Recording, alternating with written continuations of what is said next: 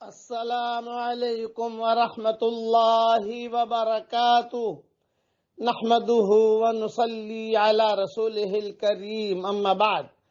آج کا سبق سن لیجئے۔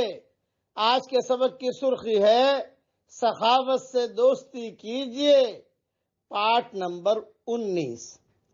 عمر ابن عبدالعزیز رحمۃ اللہ علیہ کے بارے میں کتابوں میں لکھا ہے کہ جب وہ گورنر تھے مدینہ منورہ کے تو 60 اونٹوں کے اوپر ان کا سامان چلتا تھا، لیکن جب امیر المومنین بنے تو انہوں نے اتنی سخاوت شروع کی، کوئی گھرانہ بھی، کوئی آدمی بھی زکوٰۃ لینے والا نہیں بچا۔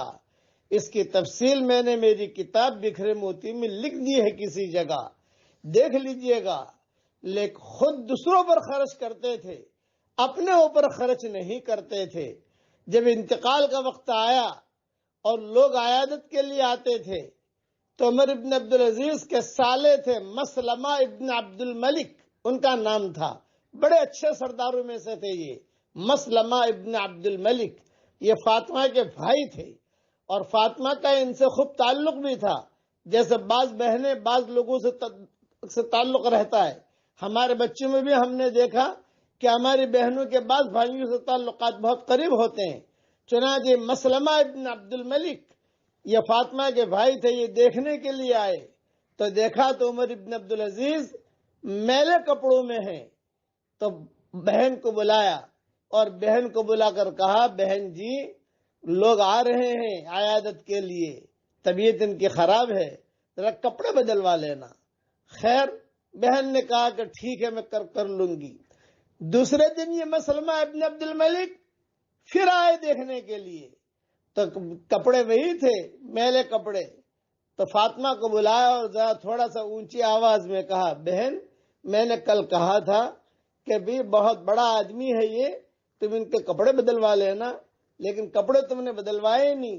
تو فاطمہ رو پڑی اور یوں کہا، کہاں سے بدلواؤں، ایک ہی جوڑا ہے ان کے پاس، اس کے علاوہ کوئی جوڑا نہیں ہے یہ۔ اور اسے جوڑے میں جا کر اللہ سے ملاقات ہوئی عمر ابن عبدالعزیز کی۔ بادشاہت کتنی بڑی تھی ان کی، 3 بر اعظموں کے بادشاہ تھے یہ امیر المومنین، 3 بر اعظموں تک دین پہنچ گیا تھا اور لوگوں میں خوب سخاوت کرتے تھے، لیکن اپنے اوپر کم سے کم لگاتے تھے۔ اسے جوڑے میں ان کا انتقال ہوا ہے۔ تب جا کر مسلمہ ابن عبد الملک جو تھے بہت روئے، یوں فرمایا کہ بہن مجھے یہ نہیں پتا تھا کہ یہ اتنا اونچا آدمی ہے، حالانکہ امیر المومنین ہے، کیا کمی ہے، یعنی ان کے گھر میں کیا کمی ہے، لیکن نہیں، خود کی زندگی سادہ اور دوسروں پر خرچ کرنا۔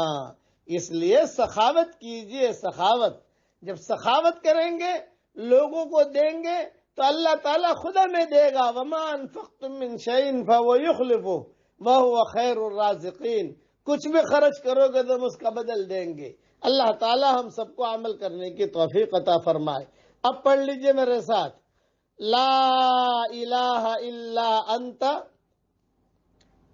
سبحانک انی کنت من الظالمین۔